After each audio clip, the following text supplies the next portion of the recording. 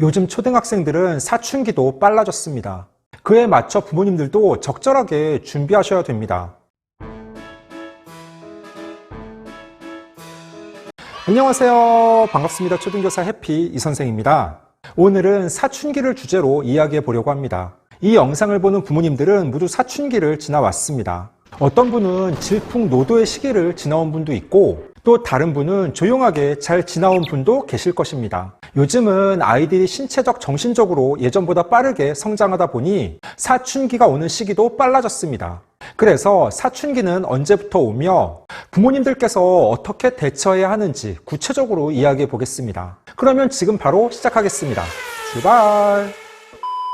사춘기를 국어사전에서 찾아보니 인간 발달 단계의 한 시기로 신체적으로는 2차 성징이 나타나며 정신적으로는 자아의식이 높아지면서 심신양면으로 성숙기에 접어드는 시기라고 나옵니다. 또 다른 사전에서는 사춘기를 이렇게 정의합니다. 신체의 성장에 따라 2차 성징이 나타나며 생식 기능이 완성되기 시작하는 시기이다. 그 시기는 대개 12에서 15세 사이에 나타난다. 곧 신체적, 정신적으로 성숙기에 접어드는 청년기의 전반에 속하는 시기이다. 동의하시나요?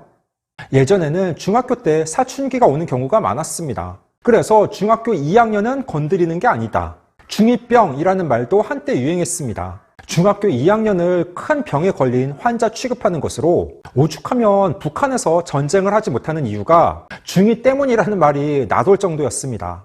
중2가 워낙 변화무쌍한 시기라서 어떻게 나올지 모른다는 것입니다. 하지만 요즘은 아이들이 발달이 빨라지다 보니 사춘기가 오는 시기 역시 빨라졌습니다. 보통 남자보다는 여자아이들이 신체적, 정신적 성장이 더 빠른 편입니다.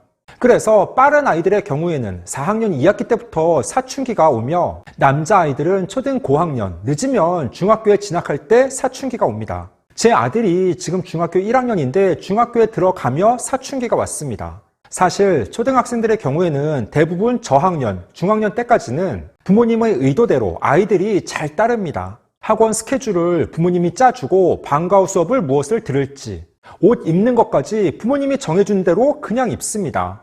즉, 부모님의 의도대로 잘 자라납니다. 그런데 사춘기가 오면 아이들이 반항하기 시작합니다. 좋아하고 싫어하는 본인의 주관이 뚜렷해지고 의사 표현을 명확하게 합니다. 그러면 부모님은 당황할 수밖에 없습니다. 아니, 애가 왜 말을 안 들어? 너 제정신이야? 그리고 남자아이들은 말수가 적어지고 본인 방으로 들어가서 잘 나오지 않습니다.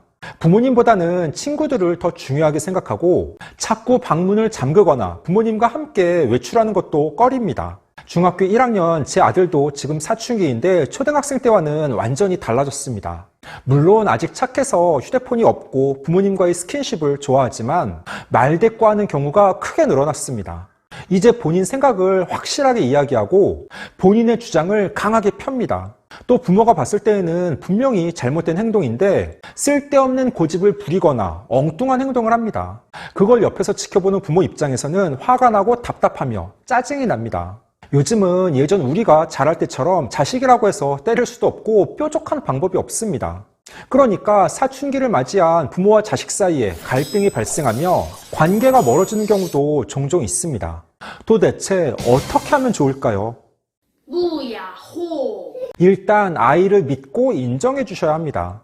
물론 말이 쉽지 실제 부모님이 말과 행동으로 그렇게 실천하기가 어렵습니다. 하지만 다른 사람, 타인이 아니라 소중한 내 아이잖아요.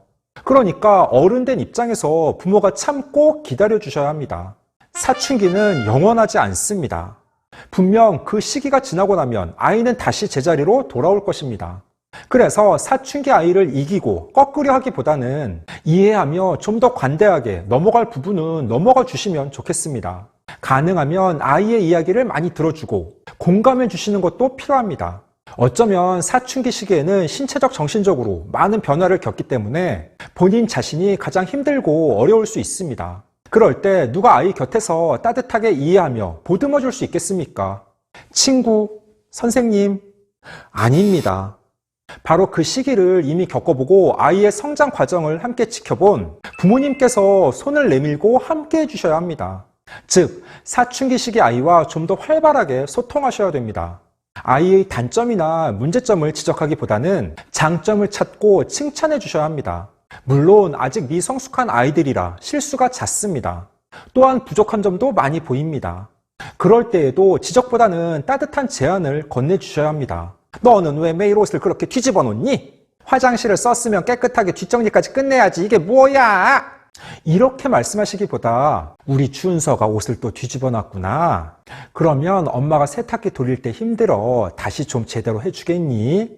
우리 재민이가 화장실 갔다 온 흔적이 여기저기 남아있네. 엄마랑 함께 치워볼래? 이게 이론적으로는 충분히 이해하며 알겠는데 막상 실천하기는 어렵습니다. 아이의 뚱한 얼굴을 보면, 정리되지 않은 흔적들을 보면 화가 치밀어 오릅니다. 그렇더라도 심호흡을 하며 아이와 언쟁하기보다 한 박자 쉬고 부드럽게 말해주시기 바랍니다. 그리고 가끔 아이와 솔직한 대화의 시간을 가질 필요도 있습니다. 너의 이런저런 행동과 말 때문에 엄마가 힘들다. 내가 이렇게 말해줬으면 좋겠다 등 서로 본인의 입장과 생각을 말하며 상대방에 대한 이해의 폭을 넓혀 나가는 것입니다.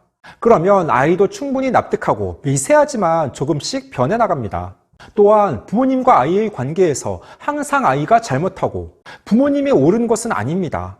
아주 가끔은 부모님이 아이에게 실수할 수도 있습니다. 그럴 때에는 아이에게 사과할 수 있는 용기도 필요합니다. 제가 제일 좋아하는 사자성어는 역지사지라는 말입니다. 그 말의 뜻은 당사자들 간에 서로의 처지, 입장을 바꾸어서 생각하는 것을 말합니다. 저는 부모와 자식 간에도 역지사지의 마음이 꼭 필요하다고 생각합니다. 그리고 그것은 아이보다는 부모님이 먼저 아이의 입장이 되어 생각하며 이해하려고 한 발 다가서는 노력이어야 합니다. 아이가 부모님의 입장을 이해하며 공감해주면 그건 철이 너무 빨리 든 거잖아요. 특히 아이들을 이해하기 위해 우리 아이가 좋아하는 것, 예를 들어 BTS라던가 스마트폰 게임, 웹툰, 유튜브 채널 등을 함께 보며 관심을 갖습니다. 너무 신나. 사춘기는 본인에 대한 생각을 많이 하는 시기이기도 합니다.